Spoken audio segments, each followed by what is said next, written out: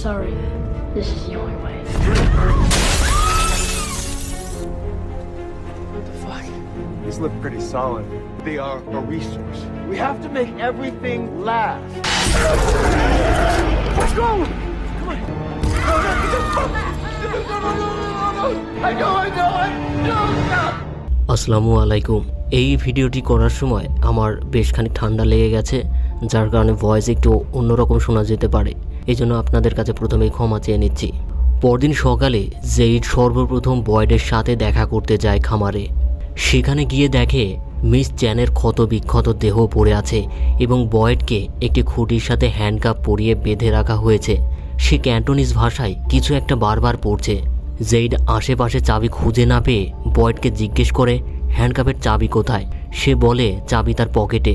Jade চাবিটি বের করে দ্রুত বয়েডের হ্যান্ডকাপ খুলে দেয়। সেই মুহূর্তে বয়েড দ্রুত মিস চ্যানের কাছে ছুটে যায় এবং তাকে বাঁচাতে পারেনি বলে কাঁদতে কাঁদতে বারবার ক্ষমা চায়।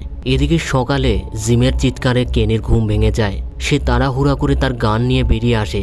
তখন জিম তাকে দেখায় লেকের পাশে অসংখ্য সবজি প্রাকৃতিকভাবে চাষ হয়েছে, যেগুলো দিয়ে তাদের শহরের মানুষদের খাদ্য সংকট দূর করা যাবে। অপরদিকে তাবিতার ঘুম ভাঙলে দেখে সে ভিক্টরের বাবার ঘরে। সে তাড়াতাড়ি বের হয়ে যেতে লাগে। তখন ভিক্টরের বাবা তাকে বন্দুকের ভয় দেখিয়ে সেখানেই বসতে বলে। তারপর সে তাকে বলে সে তার বাড়ির সামনে অজ্ঞান হয়ে পড়েছিল, তাই সে তাকে ঘরে নিয়ে এসেছে।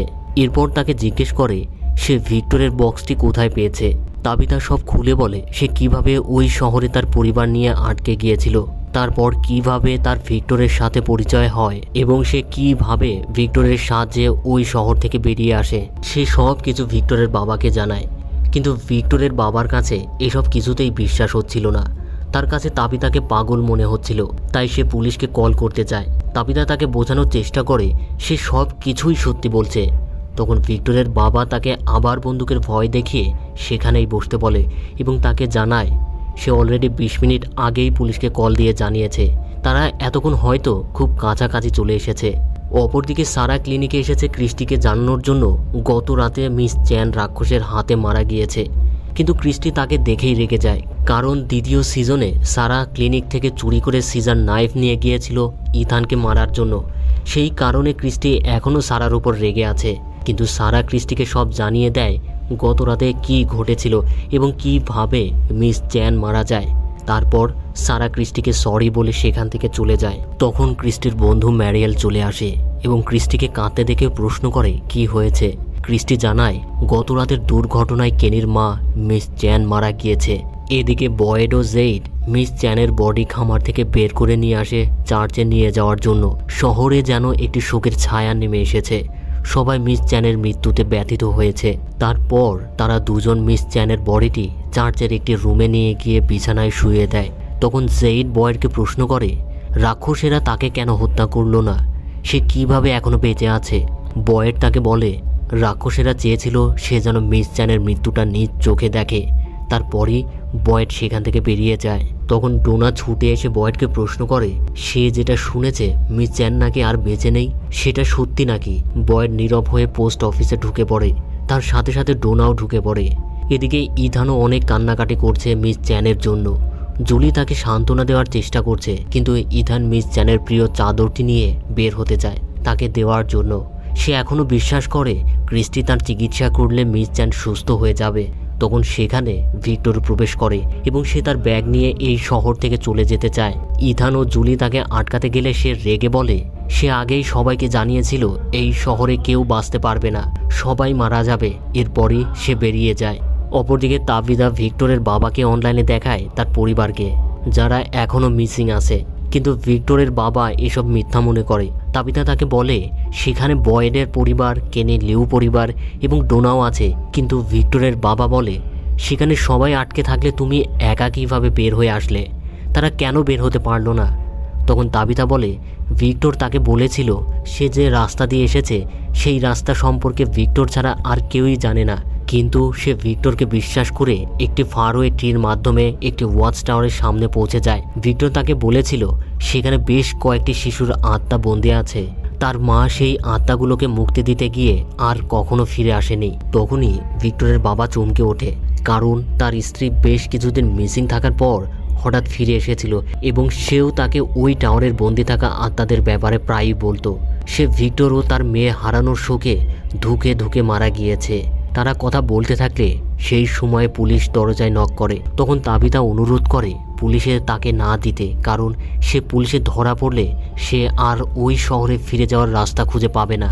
তখন ভিক্টরের বাবা পুলিশকে মিথ্যে বলে তাদের পাঠিয়ে দেয়। তারপর তাবিদার জন্য খাবার বানাতে শুরু করে। ওইদিকে বয়েড ডোনাকে সব খুলে বলে গত রাতে কী হয়েছিল, কিন্তু ডোনা তার কাছে আগে জানতে চায় সে কয়টা পশু বাঁচিয়েছে। এই কথা শুনে বয়েড ভীষণ রেগে যায়, কারণ তার কোনো চয়েস ছিল না, সব কিছু আচানকভাবে ঘটে গেছে। তবু সে যতটা সম্ভব বেশ কিছু পশু বাঁচিয়েছে। ডোনা বুঝতে পারে এই পরিস্থিতিতে তাকে এই প্রশ্ন করা উচিত হয়নি। সে তার কলোনি হাউসের লোকজনের ব্যাপারে বেশ চিন্তায় আছে। এতগুলো লোকের খাবার সে কীভাবে নিশ্চিত করবে? তাছাড়া ফসল উৎপাদনের সোর্সটাও বন্ধ হয়ে গেছে। সে নিজেই নিজের উপর রাগ করতে থাকে। অপরদিকে ফাতিমার আবার বমি শুরু হয়। সে বেশ কিছু সময় ধরে বাথরুমে আছে। দরজার ওপারে এলিস খুব চিন্তায় পড়ে যায় তাকে নিয়ে। সে ফাতিমাকে অনুরোধ করে বের হয়ে আসতে। সে তাকে নিয়ে ডক্টর ক্রিস্টির কাছে যাবে। এলিসের অনেক জোরাজোরিতে শেষ পর্যন্ত ফাতিমা যেতে রাজি হয়। সে বেসিনের সামনে ফ্রেশ হতে গিয়ে লক্ষ্য করে তার মুখ থেকে রক্ত বের হচ্ছে। সে ভালোভাবে চেক করতে গিয়ে তার হাতের সাথে একটি মাড়ির দাঁত খুলে চলে আসে। সে তাড়াতাড়ি এলিসকে সেটা দেখায়। এলিস তাকে নিয়ে দ্রুত ক্লিনিকে চলে যায়। তখন ম্যারিয়েল এসে জানায় ক্রিস্টি আশেপাশে কোথাও গেছে। সে তাদের সাহায্য করতে চাইলে এলিস বলে ফাতিমাকে একটু চেক আপের জন্য ক্রিস্টিকে দরকার। ম্যারিয়েল তাকে জানায় সে একজন পিডিয়াট্রিক নার্স, সে ফাতিমাকে চেক আপ করতে পারবে। তখন এলিস রাজি হলে ম্যারিয়েল ফাতিমাকে চেক আপ করে জানায় ফাতিমা একদম ঠিক আছে। এ সময় প্রত্যেক গর্ভবতী মায়ের এমন অবস্থা হয়। অনেক কিছুতে গন্ধ লাগে, কিছু খেতে পারে না, তাই খালি পেটে থাকার কারণে অতিমাত্রায় বমি হতে থাকে। তবে চিন্তার কোনো কারণ নেই, বাচ্চা ঠিক আছে, কিন্তু কিছু হলেও ফাতিমাকে খেতে হবে। এবার এলিস একটু দুশ্চিন্তামুক্ত হয়। অপরদিকে বয়েড বেশ আপসেট মিস চ্যানকে বাঁচাতে পারেনি বলে। তখন ক্রিস্টি তাকে বোঝায় এতে তার কোনো ভুল ছিল না। তখনই শহরে জিম ও কেনি ফিরে আসে। কেনি অতি উৎসাহের সাথে সবাইকে বলছিল তারা নতুন খাবারের উৎস পেয়ে গেছে, সেখানে অনেক সবজি আছে। তখন বয়েড ও ক্রিস্টি সেদিকে এগিয়ে যায়। জিম সবার নীরবতা দেখে বুঝতে পারে কিছু একটা ঘটেছে। তার মনে ভয় ঢুকে পড়ে, তার সন্তানদের কিছু হয়নি তো? জিম তাড়াতাড়ি বয়েডকে প্রশ্ন করে তার সন্তানরা কোথায়, তারা কি ঠিক আছে? বয়েড তাকে জানায় তারা একদম ঠিক আছে, তারা ঘরেই আছে। জিম একটু স্বস্তি পায়। সেই মুহূর্তে কেনি বুঝতে পারে তার মায়ের সাথে কিছু একটা হয়তো হয়েছে। সে ক্যান্টোনিজ ভাষায় তার মাকে চিৎকার করে ডাকতে থাকে, কিন্তু তার মায়ের কোনো উত্তর আসছিল না। ক্রিস্টি তাকে সান্ত্বনা দিতে গেলে কেনি ডিনার হাউসে চলে যায়। তখন ক্রিস্টি বয়েডকে বলে যায় সে কেনিকে বোঝাতে যাবে। তারপর সেও ডিনার হাউসে চলে যায়। কেনি তাকে প্রশ্ন করে তার মায়ের বডি কোথায়। ক্রিস্টি জানায় তাকে চার্চে নিয়ে যাওয়া হয়েছে। কেনি ক্রিস্টিকে অনুরোধ করে সে কিছুক্ষণ ডিনার হাউসে একা থাকতে চায়। ক্রিস্টি আর কথা না বাড়িয়ে ডিনার হাউস থেকে বেরিয়ে যায়। তবে সে কেনিকে অনুরোধ করে কিছু প্রয়োজন হলে তাকে যেন জানানো হয়। তারপর কেনি একা কিছু সময় কাটানোর পর হঠাৎ রেডিওটি বেজে ওঠে, যে বিষয়টা আমরা আগেই প্রথম ও দ্বিতীয় সিজনে জেনেছিলাম। তো কেনি বিরক্ত হয়ে রেডিওটি বন্ধ করার চেষ্টা করলে কিন্তু সেটা কিছুতেই বন্ধ হচ্ছিল না। তাই সে প্রচণ্ড রেগে গিয়ে রেডিওটি ভেঙে ফেলে। তারপর সে ডিনার হাউস থেকে বেরিয়ে আসে। অন্যদিকে জিম তার বাসায় ফিরে আসে। তখন জুলি তার বাবার উপর রেগে বলে গতকাল রাতে ইথান রাক্ষসের হাতে মারা যেতে বসেছিল। তোমার উচিত ছিল বাবা হিসেবে ইথানকে রক্ষা করা, আর তুমি জঙ্গলে চলে গিয়েছো মাকে খুঁজতে, যেখানে রক্ষা কবচ বা টেলিসম্যান ছাড়া মানুষ রাতে 2 ঘন্টাও বাঁচতে পারে না। সেখানে অলরেডি 4 দিন পার হয়ে গেছে, আর তুমি কিনা বিশ্বাস করো মা এখনও বেঁচে আছে? জিম তাকে বলে আমরা এখনও নিশ্চিত জানি না তাপিতার সাথে এক্স্যাক্টলি কী ঘটেছে। তখন জুলি আবার রেগে তার মা বাবার একটি গোপন কথা তুলে বলে তার ছোট ভাই থমাসের মৃত্যুর পর তুমি এবং মা দুজনেই আলাদা হয়ে গিয়েছিলে।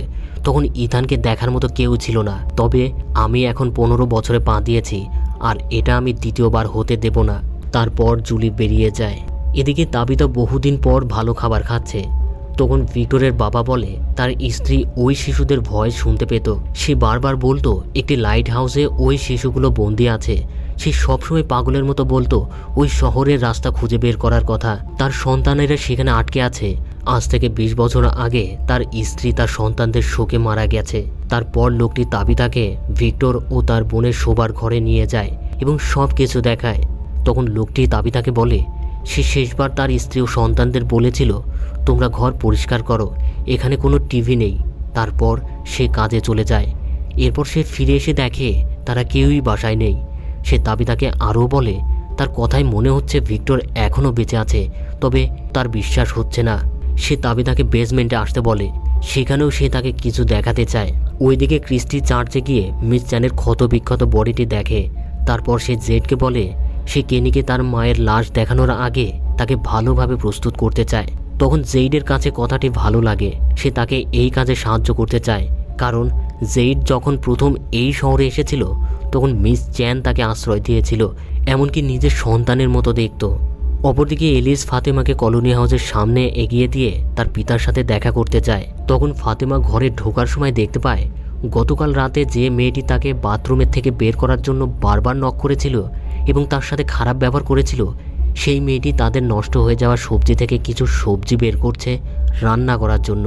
ফাতেমা সেখানে গিয়ে তার সাথে কথা বলে জানতে পারে এগুলো আর খাওয়ার উপযোগী নয়, একদম পচে গেছে, এবং মেয়েটি গতকালের ঘটনার জন্য ফাতেমার কাছে সরি বলে। ফাতিমাও তাকে বলে সে কিছুই মনে করেনি। তারপর মেয়েটি চলে গেলে ফাতেমা গন্ধ শুকে দেখে একদম পচে গেছে, তবে গন্ধটা তার কাছে বেশ ভালো লাগছে। সে একটা খেয়ে দেখে বেশ ভালো লাগছে তার কাছে, তাই সে দেখে আশেপাশে কেউ আছে কিনা। তারপর সে বেশ কয়েকটা নিয়ে একটু সাইডে গিয়ে হাউ মাউ করে খেতে থাকে। মনে হচ্ছে সে বহুদিন হলো কিছু খায়নি, তবে বিষয়টা বেশ অদ্ভুত লাগে। অপরদিকে ইথান কলোনি হাউসে ভিক্টরকে খুঁজতে গিয়ে দেখে ডোনা গতকাল রাক্ষসের হাতে মারা যাওয়া গরুটির মাংস কাটছে। সে ডোনাকে জিজ্ঞেস করে ভিক্টরকে দেখেছে কিনা। ডোনা বলে সে ভিক্টরকে দেখেনি। সে ইথানকে একটু সময় দিতে চাইলে ইথান নিজে থেকেই বেরিয়ে যায় ভিক্টরকে খুঁজতে। ওইদিকে মিস চ্যানের শরীর পরিষ্কার করার সময় সারা মিস চ্যানের প্রিয় একটি পোশাক নিয়ে আসে এবং তার শেষ বিদায়ে এই পোশাকটি পরাতে বলে। ক্রিস্টি তাকে ধন্যবাদ জানিয়ে পোশাকটি বুঝে নেয়। এদিকে কেনি বারে এসে কয়েকটি বোতলে অ্যালকোহল ভরে নেয়। বয়েড তার কারণ জানতে চাইলে সে বলে সে ওই টানেলের ভেতরে গিয়ে সব কয়েকটা রাক্ষসকে পুড়িয়ে মারবে। বয়েড তার রাগটা বুঝতে পারে, তাই সে তাকে বলে এই কাজে সেও তাকে সাহায্য করবে। কেন একটু অবাক হয়। তারপর তারা দুজন ওই টানেলের সামনে গিয়ে প্রস্তুতি নেয় ভেতরে ঢোকার জন্য। তখন বয়েড তাকে বোঝায় রাগের মাথায় হয়তো সে একটা মারতে পারবে, দুইটা মারতে পারবে, নয়তো সেও রাক্ষসের হাতে মারা যাবে। তাতে কোনো দিনই তার পিতা মাতার প্রতিশোধ নেওয়া হবে না। এর থেকে সব থেকে ভালো হবে সে যদি এই শহরের মানুষদের সাহায্য করতে পারে, তাতে তার পিতামাতার আত্মা শান্তি পাবে। কেনি ভীষণ কাঁদতে থাকে।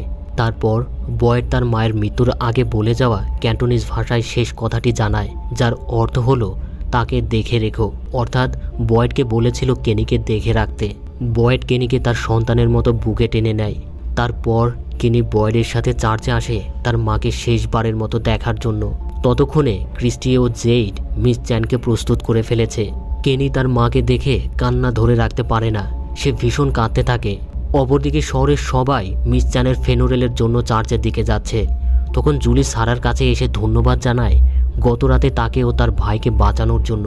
জুলি সারার সাথে আরও কথা বলতে চাইলে তার পূর্বের কথা মনে পড়ে যায়, যখন সে ইথানকে মারতে চেয়েছিল এবং তার ভাইকে হত্যা করেছিল।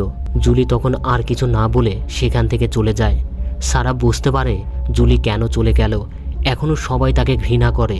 এদিকে ভিক্টরের বাবা তাবিতাকে বেসমেন্টে নিয়ে গিয়ে দেখায় তার স্ত্রী ভীষণে যা কিছু দেখতে পেত সে সব কিছু পেন্ট করে রাখত। তখন তাবিতা একদম অবাক হয়ে যায়।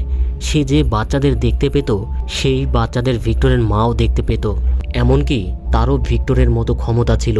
তখন ভিক্টরের বাবা ফাইনালি বিশ্বাস করে তাবিতা যা কিছু বলেছে সবই সত্যি এবং তার স্ত্রী যা কিছু বলতো সেগুলো সবই সত্যি ছিল। অপরদিকে মিস চ্যানের ফেনোরেলে ইথান তার পছন্দের চাদরটি মিস চ্যানের গায়ের উপর ছড়িয়ে দেয়। এর কিছুক্ষণ পর ফিনোরেল শেষ হলে সবাই চার্চ থেকে বেরিয়ে আসে। তখন এলিস তার বাবার সাথে কথা বলতে এলে বয়েড তাকে বলে আগামীকাল তার সাহায্য দরকার। এলিস তাকে বলে হ্যাঁ সে সাহায্য করবে, তবে কাজটি কি সেটা জানতে চায়। বয়েড বলে তারা একটা কিছু ধরবে। সেই কথা বলেই সেখান থেকে চলে যায়। অন্যদিকে জিম তার সন্তানদের নিয়ে বাসায় যাওয়ার সময় জুলি কলোনি হাউসের দিকে চলে যায়। তখন ইথানও তার সাথে চলে যায়। জিম তাদের জানায় কিছুক্ষণের মধ্যেই সূর্য ডুবে যাবে। জুলি তাকে বলে তারা তার আগেই ফিরে আসবে। এরপর শেষ দৃশ্যে দেখা যায় জিম তাদের কিচেনে গিয়ে পানি খাচ্ছে। ঠিক সেই মুহূর্তে হঠাৎ তাদের ল্যান্ড ফোনটি বেজে ওঠে। জিম তো একদম অবাক হয়ে যায়, এটা কিভাবে সম্ভব।